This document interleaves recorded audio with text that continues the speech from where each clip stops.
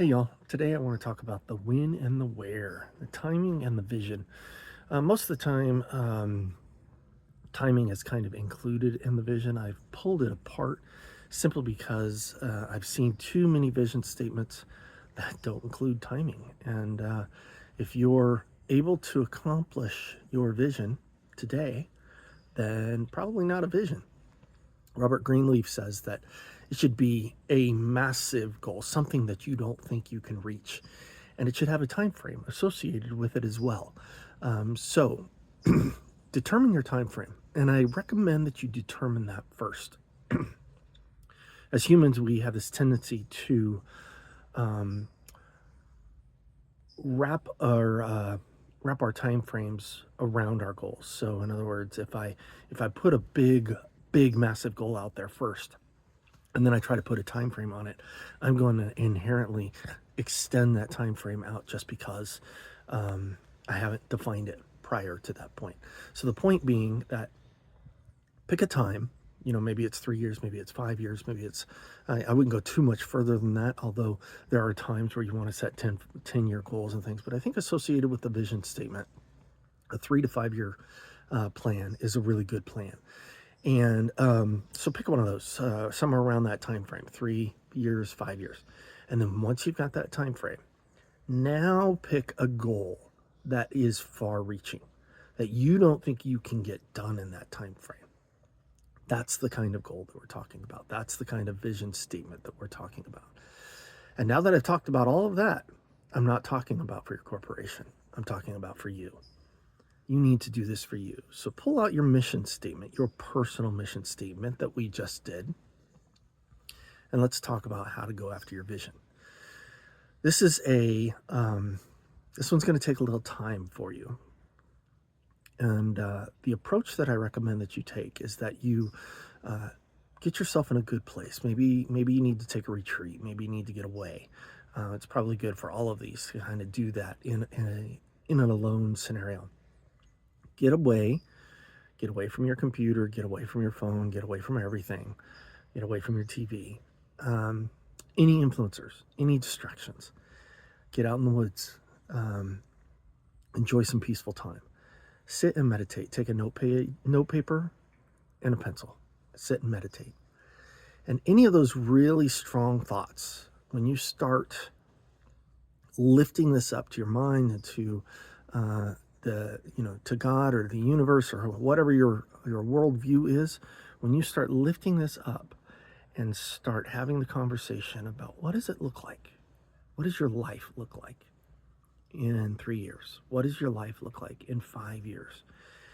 And make it bigger than you think it could ever be. For someone like me, it would be to be fully authored, to be on the speaker circuit, and to be successful. And I have definitions around success of coaching on the people leadership topic. These are my dreams. These are my visions of where I want to be.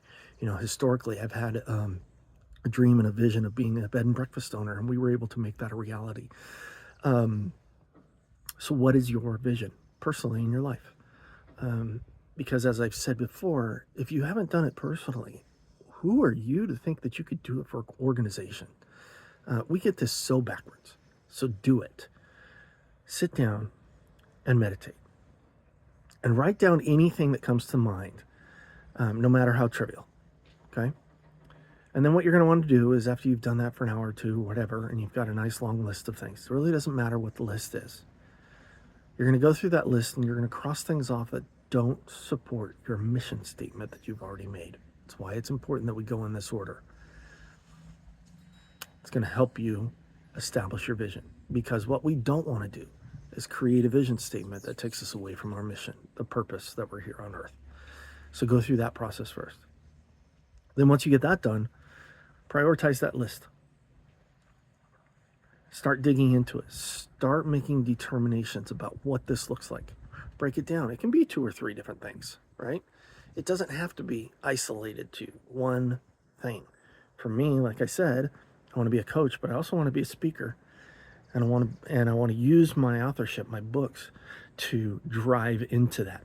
process, which intends to drive three elements.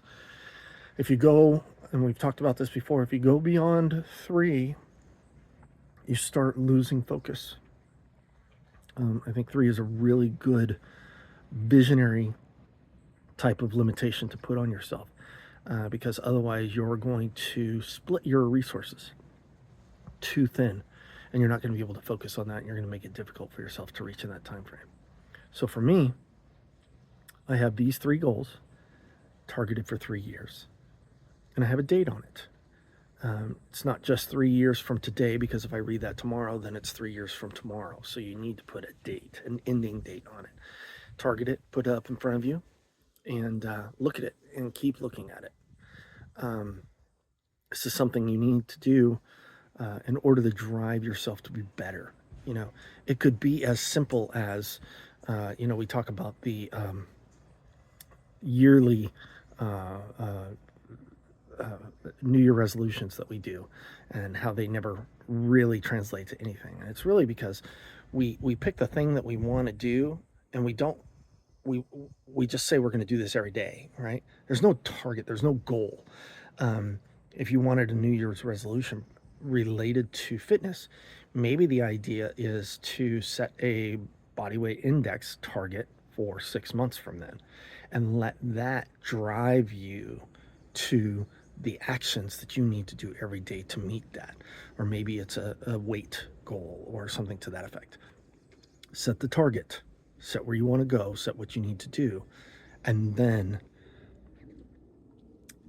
go for it. Your timing's first, your target second, and then your actions third. It's that simple. Now, once you've done all that, you can of course apply the same thing to your business, but get it done for yourself first.